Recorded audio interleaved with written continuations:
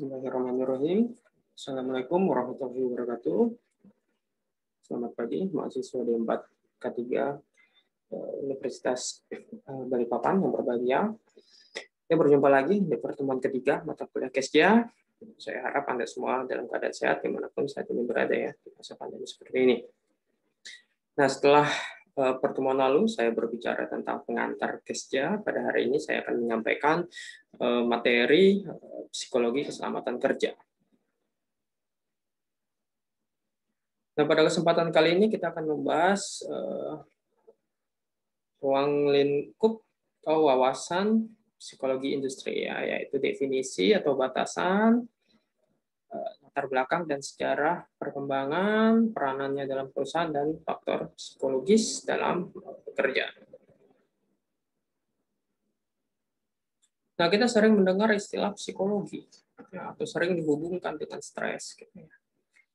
Jadi psikologi adalah ilmu yang mempelajari manusia dan tentang segi-segi kejiwaan manusia secara sistematis dan ilmiah. Ya, nah, adapun subbidang ilmu psikologi adalah pendidikan lintas budaya, klinis lingkungan, sosial olahraga, perkembangan anak dan remaja, dan industri dan organisasi. Nah, kemudian apa sih psikologi industri itu? Nah, psikologi industri adalah ilmu yang mempelajari manusia dan segi-segi kejiwaan dalam konteks kerja ya, di industri atau perusahaan secara sistematis dan ilmiah.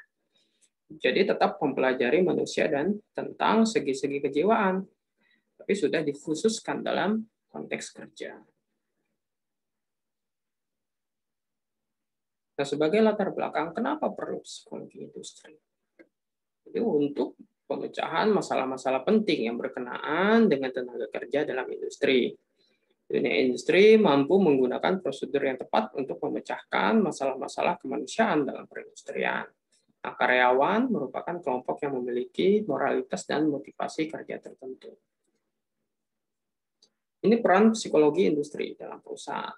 Terlibat dalam proses input, berfungsi sebagai mediator ya, dalam hal-hal yang berorientasi pada produktivitas, ya, berfungsi sebagai mediator dalam hal-hal yang berorientasi pada pemeliharaan, dan terlibat dalam proses output.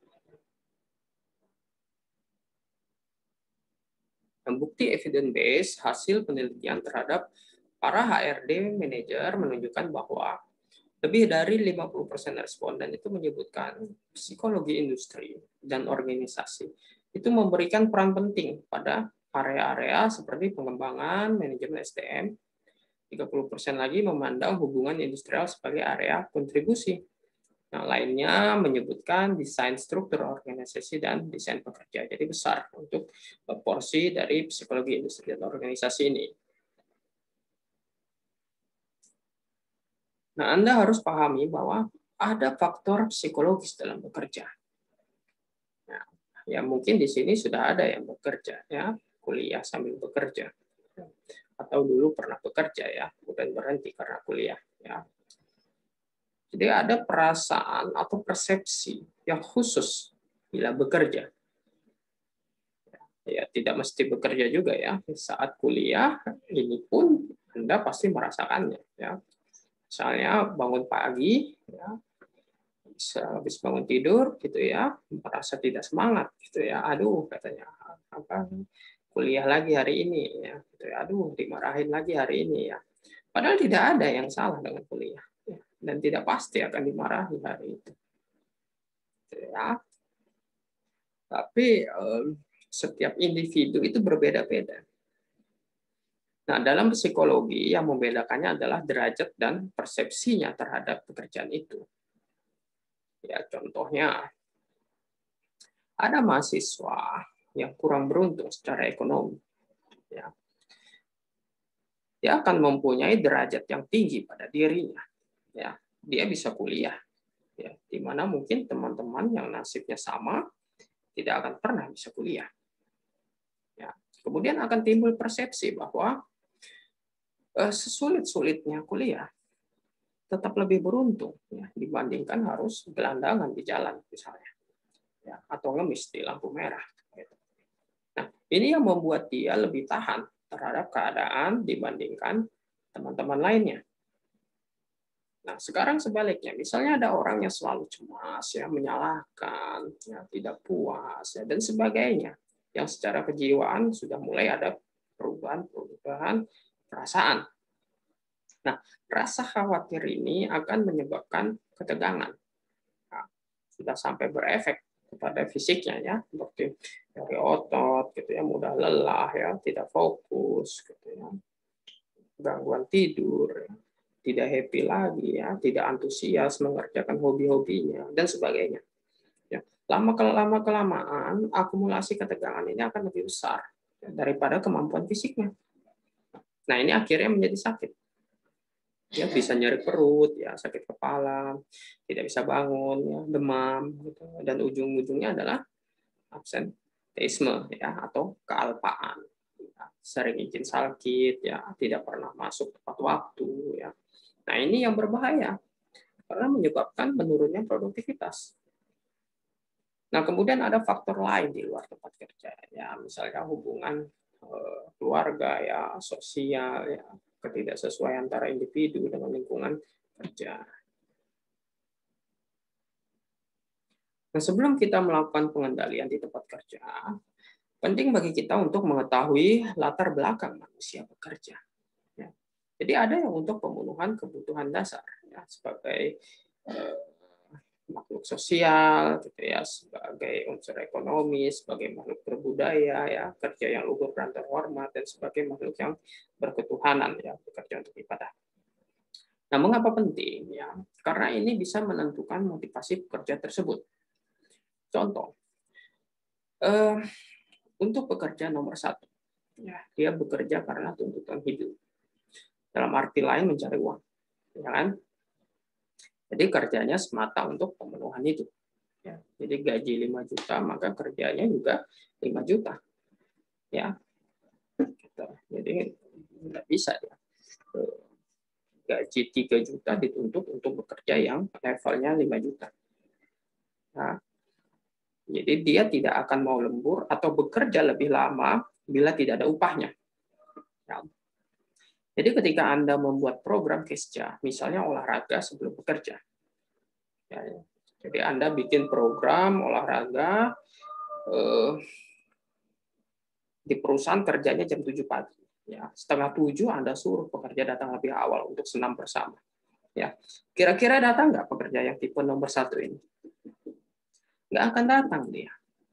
Ya, padahal Anda tahu ini demi kesehatan dia.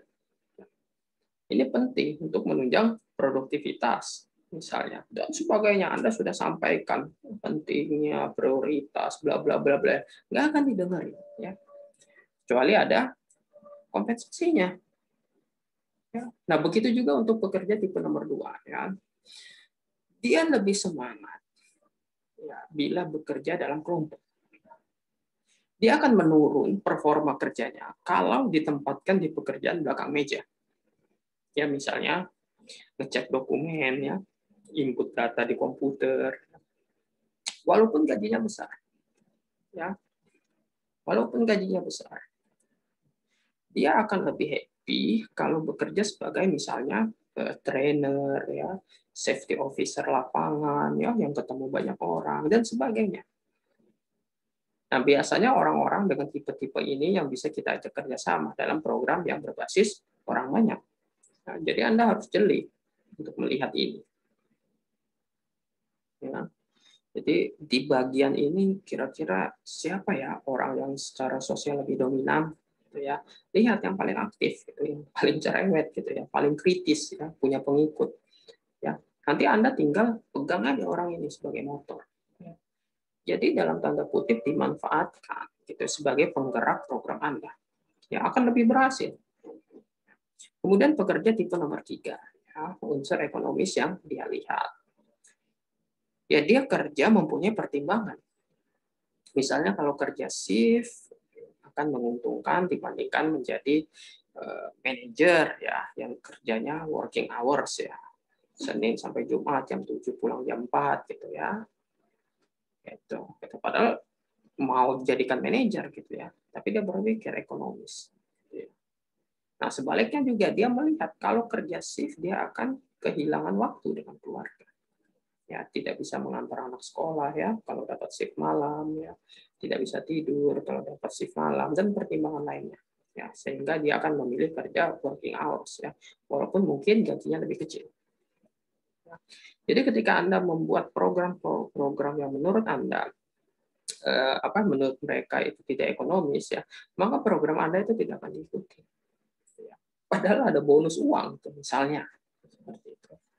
Nah, kemudian pekerja nomor tipe 4 ya, ini sudah levelnya tinggi ya. Anda lebih mudah membuat partisipasi mereka di program-program. Tapi jangan sampai menyinggung pekerjaan atau nilai-nilai yang mereka anut gitu ya. Bisa rontok untuk program Anda. Ya, ya, nah bisa Anda lihat ya bedanya. Kalau pekerja nomor 1, Anda agak keras ya, tidak apa-apa ya. Jadi program-program Anda berat misalnya ya, nyusahin ya. Tapi asal Anda punya kompensasi lebih, maka pasti tercapai aja ya, jangan khawatir ya. Tapi kalau pekerja nomor 4, biar Anda kasih bonus banyak, tapi tidak sesuai dengan budaya atau nilai yang mereka anut, mereka tidak akan partisipasi. Ya. Kemudian pekerja nomor 5, ya, pekerja yang bekerja karena ibadah ya. Nah, dia akan senang bekerja di suatu bagian di perusahaan Anda. Karena misalnya ada kesempatan untuk ibadah ya, sholatnya nyaman misalnya ya, atau ada grup-grup ibadah hari Minggu ya, atau dia beragama Hindu dan bekerja di perusahaan yang mayoritas pekerjanya Muslim, tetapi untuk ibadah dia sangat difasilitasi seperti itu, sehingga dia akan mau bekerja di perusahaan tersebut walaupun gajinya kecil, walaupun bukan passionnya, walaupun tidak ekonomis misalnya gitu ya, jauh dari rumah ya, lebih besar biaya transport itu, atau banyak menghabiskan waktu gitu ya. Kerjanya juga mungkin buat dia kurang terhormat gitu ya, tetapi dia nyaman bekerja di posisi tersebut ya, karena bukan materi lagi yang dia cari gitu ya. Nah, jadi kalian juga harus memperhatikan hal-hal ini ya di tempat kerja. Ini teori kebutuhan menurut Edwards ya. Achievement, difference, order, ketentraman, execution, autonomy, relation ya. Jadi penjelasannya adalah ada seseorang yang bekerja karena prestasi. Jadi kalau perusahaannya tidak mempunyai jenjang karir yang jelas ya, atau dia sudah mentok di posisinya, maka motivasinya itu akan menurun. Jadi Anda lihat-lihat juga ya, misalnya seseorang dapat keluhan dari bosnya ya, karena mungkin kinerjanya tidak bagus ya. Ya, lihat prestasi kerjanya. Mungkin dia sudah bekerja puluhan tahun, ya, tetapi tidak naik-naik jabatannya. Ya, temannya yang seangkatan masuk sekarang sudah supervisor ya, dia sekarang masih operator. Gitu. Nah, pekerja ini biasanya mulai kendur itu, untuk kehati-hatiannya. Nah, karena motivasinya rendah sehingga mudah kecelakaan kerja. Ya. Jadi kalau investigasi kecelakaan kerja, Anda lihat juga nih poin ini ya. Si pekerja ini secara motivasi bagaimana ya kerjanya. Kemudian apakah ada tantangan-tantangan berbeda di pekerjaannya. Ya, tapi ada juga pekerja yang menginginkan status quo ya. Jadi dipelihara gitu ya. Sudah merasa cukup dengan yang dia dapatkan. Gitu ya. Kalau dipindah lagi malah menjadi tidak semangat. Ya. Kemudian ketentraman. Ya. Ada pekerja yang menginginkan semua itu sesuai aturan. Ya, kalau dia melihat ada contoh aturan yang dilanggar ya atau tidak sesuai dengan harapannya, maka motivasi kerjanya menurun. Ya, ini banyak. Ya. Kemudian exhibition. Ya. Jadi ada pekerja yang ingin tampil. Setiap ada sesuatu hal itu dianggap peluang ya, untuk menampilkan dari dirinya. Ya, baik peluang baik atau kesempatan yang baik maupun kesempatan yang buruk. Ya. Misalnya ada manajer, ya kalau ada masalah dia malah semangat. Kenapa? Karena dia mempunyai kesempatan untuk menyelesaikan masalah tersebut.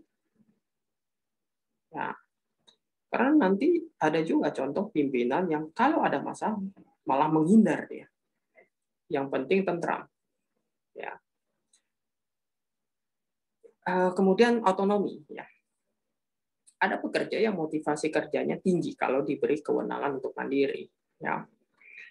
Nah, ini biasanya di perusahaan-perusahaan barat tuh ya. Jadi pekerjanya itu diberi kebebasan bertindak, tapi harus mempertanggungjawabkan konsekuensinya. Ya. Tapi ada juga pekerja yang senang kalau diberi instruksi. Ya. Jadi cuma diberi instruksi saja, tidak ada kewenangan itu. Ya, biasanya ini di perusahaan-perusahaan Jepang gitu ya. Jadi semuanya itu serba teratur ya. Anda itu tugasnya jelas ya. Ya A, B, C gitu ya. Kalau A tidak bisa, kerjakan D ya. Kalau D selesai, lanjutkan kerjaan E gitu, dan seterusnya. Jadi protapnya itu jelas gitu ya. Wah, jadi sudah ada instruksinya. Nah, ada pekerja yang senang begini. Jadi dia hanya mengikuti instruksi saja. Ya, tidak harus mikir gitu ya bagaimana kalau ada sesuatu seperti itu. Ya. Afiliasi ya, kalau si pekerja ini sudah ada keterikatan ya kepada sesuatu ya, dia akan tinggi motivasinya. Nah, yang lain nih coba Anda cari penjelasannya biar ada feedback ya. Endurance ini tadi sudah ya, change ini juga sudah. Nah, kita selalu mengatakan produktivitas dalam sebuah proses ya, atau berbicara produktivitas kalau berkaitan dengan K3, ya kan? Tapi bagaimana sih alurnya? Bila dirangkum itu bisa seperti ini ya alurnya ya sampai mencapai produktivitas. Nah, produktivitas itu kan sebenarnya kata sifat, tapi bentuknya real. Ya misalnya nih supaya lebih memahami. Anda masuk kuliah tidak pernah absen selama 4 tahun, misalnya, dan Anda selama 4 tahun itu ketika lulus telah menghasilkan 5 tulisan jurnal. Ya, misalnya ya. Jadi Anda rajin masuk kuliah itu sifat. Ya, tapi sifat produktivitas itu bentuknya real, yaitu 5 jurnal. Dan antar mahasiswa akan berbeda-beda. Ada yang setelah lulus hanya menghasilkan 1 jurnal ya atau 1 skripsi penelitian. Ya berarti tidak produktif ya bila dibandingkan dengan mahasiswa yang mempunyai 5 jurnal tadi. Ya. Kemudian ada juga mahasiswa yang sering absen, ya, jarang masuk kuliah, tapi ketika lulus sudah membuat 10 jurnal. Nah, berbeda-beda, ya kan? Jadi sesuatu yang abstrak ternyata bisa menghasilkan sesuatu yang real. Ya. Kebutuhan, ya, motivasi, job performance itu abstrak, ya, nggak ada bendanya. Tapi hasil proses yang baik ya dari abstrak tadi akan menghasilkan sesuatu yang bernilai, yang disebut produktivitas. Ya, inilah pentingnya kita memahami psikologi industri.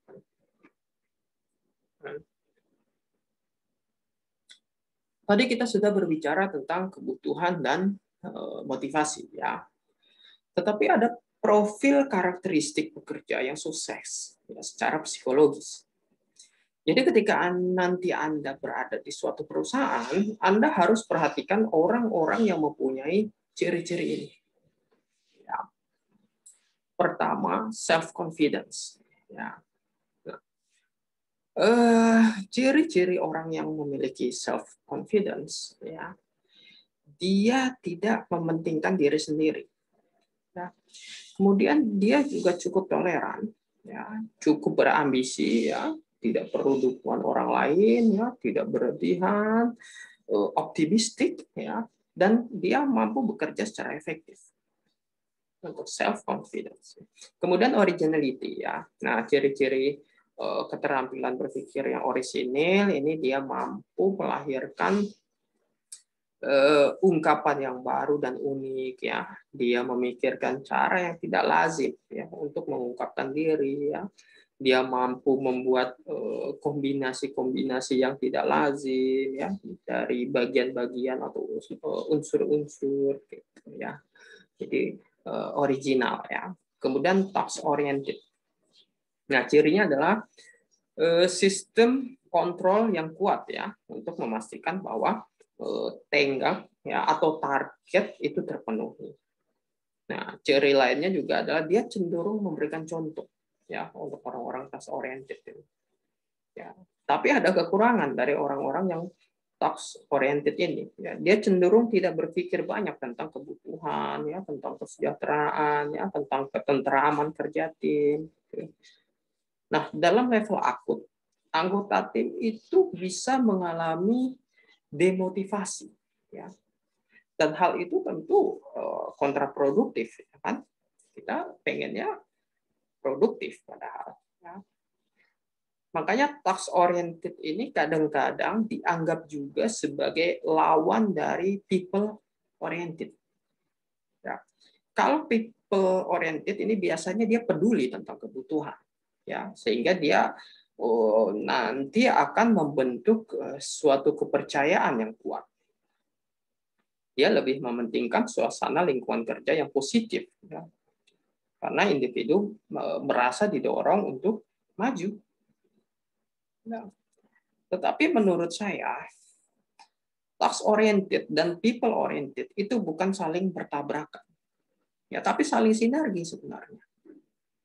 Contohnya, terlalu people oriented tapi kurang task oriented, hasilnya adalah hubungan dan kekompakan itu baik, tapi produktivitasnya buruk. Ya.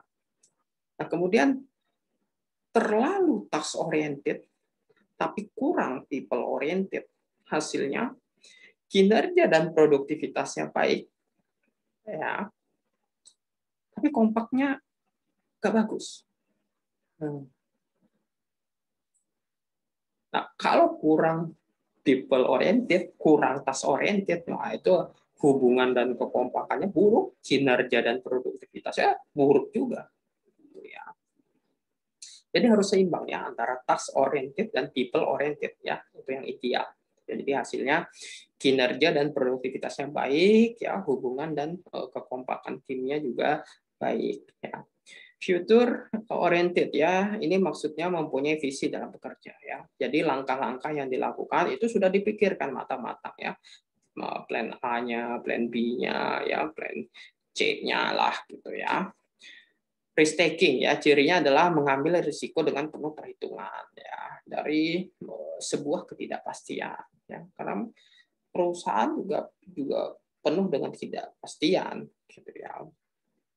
Tapi pengambilan risikonya ya, risk takingnya bukan berjudi ya. Jadi sudah ada perhitungannya. Dan biasanya ini dimiliki oleh seorang eksekutif. People oriented ya, ini tadi saya sudah jelaskan. Nah, di dalam suatu organisasi ya, baik bermasyarakat ya, ya kalian berteman ya, berkuliah, bahkan interaksi sosial dalam perusahaan, itu akan bermacam-macam orangnya. Jadi tidak homogen. Ya. Ada perbedaan individu dalam kelompok. Ya, ada nilai, ya, suasana dan sifat kesesuaian kelompok. Ada dua kebutuhan individu masuk dalam suatu kelompok, ya, pokok dan sampingan. Ya, ada human relation, ya, giatkan karyawan pada sasaran bersama ya, dengan puas dan menyenangkan.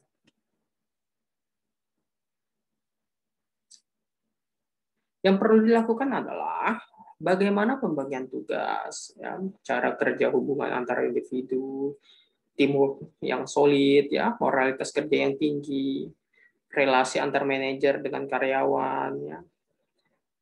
Karyawan yang tidak mampu menyesuaikan dengan pekerjaannya ini harus diapain, ya, karena tidak mungkin didiamkan saja. Nah, interaksi sosial tadi kalau kita didefinisikan adalah suatu hubungan yang dinamis antara individu dan kelompok dan antar kelompok ya. Syaratnya adanya kontak sosial dan komunikasi ya, bentuknya kerjasama, persaingan juga interaksi sosial ya, konflik ya, interaksi sosial bisa bikin produktif, bisa juga gitu ya. Dan akomodasi ya, faktor pendorong, imitasi, sugesti, identifikasi, simpati. Nah, kemudian ada organisasi kerja. Nah, organisasi itu kan artinya membentuk dan mengelompokkan kerja ya untuk memungkinkan orang itu bekerja sama secara efektif ya dalam menuju tujuan yang ditetapkan bersama. Ya. Nah, sebuah asosiasi dibuat untuk jangka panjang untuk mencapai tujuan dalam melaksanakan visi khusus ya, suatu proses pemeliharaan dan penciptaan struktur ya organisasi kerja.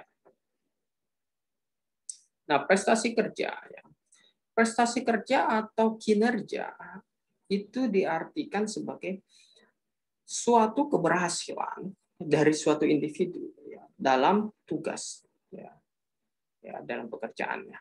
Gitu ya. Atau dapat diartikan sebagai hasil yang dicapai seseorang ya, menurut ukuran yang berlaku untuk pekerjaan yang bersangkutan. Nah, faktor-faktor yang menentukan adalah manusia, sarana, metode kerja, pengaturan, pengarahan, pendayagunaan, ya, manajemen, waktu, dan material.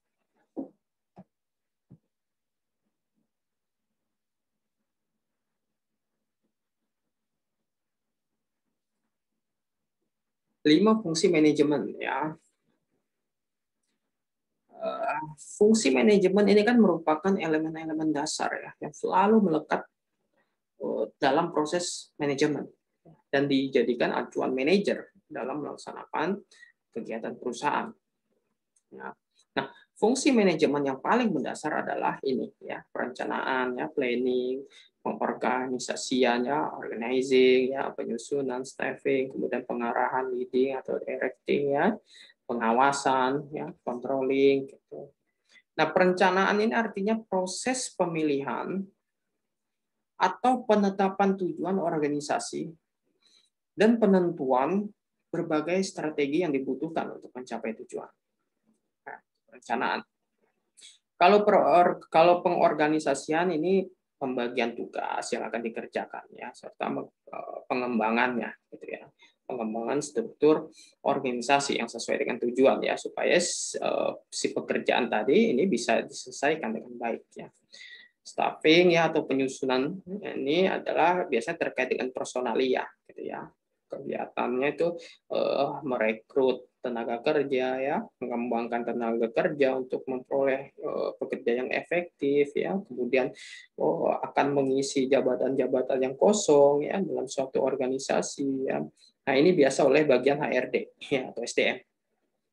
Tapi bisa juga Anda aplikasikan sebagai safety officer ya. Jadi Anda harus bisa merekrut atau memilih tim Anda ya yang akan melaksanakan program-program K3 agar berhasil. Nah, pengarahan ya, leading ya, ini fungsi manajemen yang paling dominan ya dalam proses manajemen. Nah, fungsi ini tuh baru bisa diterapkan setelah adanya rencana ya, organisasi dan karyawannya ada. Ya, ini sudah menyangkut leadership.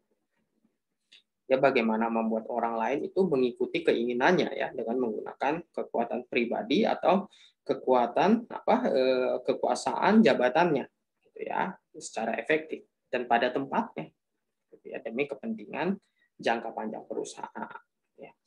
Pengawasan ya controlling ini suatu tindakan ya atau proses kegiatan dengan tujuan untuk mengetahui hasil pelaksanaan, kegagalan, ya, dan kesalahan untuk selanjutnya nanti dilakukan suatu perbaikan.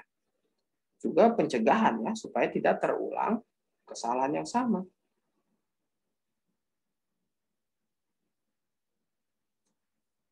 Nah, kita akan masuk ke psikologi K3. Ya.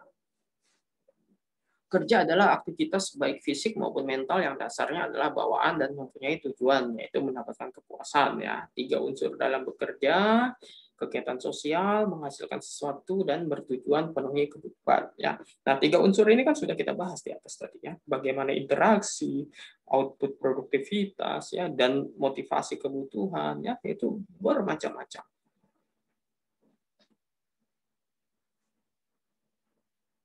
Hakikat kerja. Ya. Nah, kerja merupakan hal yang paling mendasar bagi manusia. Ya, pria atau wanita menyukai pekerjaan. Ya, jadi tidak zamannya lagi bekerja itu untuk laki-laki saja. Ya, Tapi ibu rumah tangga itu juga suatu pekerjaan, ya, karena ada proses manajemen di sana. Moral pekerja tidak terkait dengan kondisi material pekerja. Nah, ini terbukti kan banyak kasus. Orang yang kaya pun ya secara materi cukup, masih saja tidak bermoral, ya. Ya, masih aja korupsi, ya, misalnya. Insentif kerja banyak macamnya dan tidak selalu berupa uang, ya. Nah, ini yang ingin saya sampaikan kepada Anda. Dengan program K3 yang baik, maka itu adalah bentuk insentif untuk pekerja Anda. Contoh seperti ini. Ada dua perusahaan pertambangan, ya. Anggaplah perusahaan A dan perusahaan B. Perusahaan A gaji bulanannya tinggi, bonusnya ada, tapi kerjanya sangat berisiko. Tiap bulan pasti ada fatality. Sekarang di perusahaan B, sama-sama nih ya, di sektor pertambangan. Gajinya sesuai UMR lah. Bonusnya tidak ada. Tapi ada asuransi kesehatan, ya, untuk suami, ya, untuk istri, ya, untuk dua anak, gitu ya, unlimited, ya, mau sakit apapun, ya, mau obat apapun, mau dirawat berapa hari pun itu ditanggung perusahaan, ya, dan tidak pernah ada kasus fatality. Pilih bekerja di mana? Ayo, ya pasti pilih di perusahaan B, ya, kan? Biar gaji UMR tetapi aman bekerja, pulang selamat, ya. Jadi insentif itu tidak selamanya membuat orang memilih, ya, dan insentif itu tidak selamanya uang. Jadi ada pertimbangan calon pekerja itu untuk memilih tempat kerja, ya, nama dan reputasi perusahaan, tipe pekerjaan, rasa aman, ya, dan kesempatan meniti karir, kondisi tempat kerja, dan teman sekerja, ya. Ini tadi sudah banyak saya sampaikan di awal.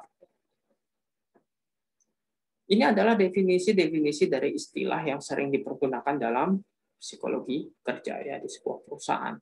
Etos kerja itu adalah pandangan dan sikap individu terhadap pekerjaan. Motivasi kerja ini suatu dorongan dari dalam individu terhadap suatu pekerjaan. Produktivitas kerja perbandingan antara hasil dari suatu pekerjaan karyawan dengan pengorbanan yang dikeluarkan.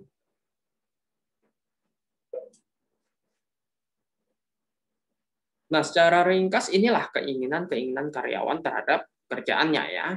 Gaji yang cukup, kerjaan yang aman, ya, secara ekonomis, penghargaan dari pekerjaan, kesempatan untuk maju, pimpinan yang bijaksana, rekan kerja yang kompak, kondisi kerja yang aman, ya, nyaman, menarik.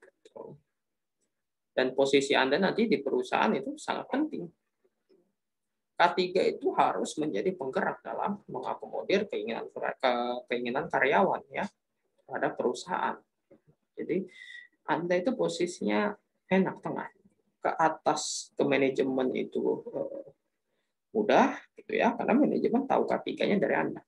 Anda ke bawah, ya, ke operator, ke orang lapangan juga masuk, gitu ya. Ya, karena sering bersinggungan, gitu ya. Tapi kalau orang bawah operator langsung ke manajemen, gitu kan, ada gap, ada jarak, ada sungkan, gitu. Nah, Anda yang bisa mengakomodir keinginan-keinginan karyawan terhadap perusahaan, tapi Anda juga melakukan assessment, gitu ya.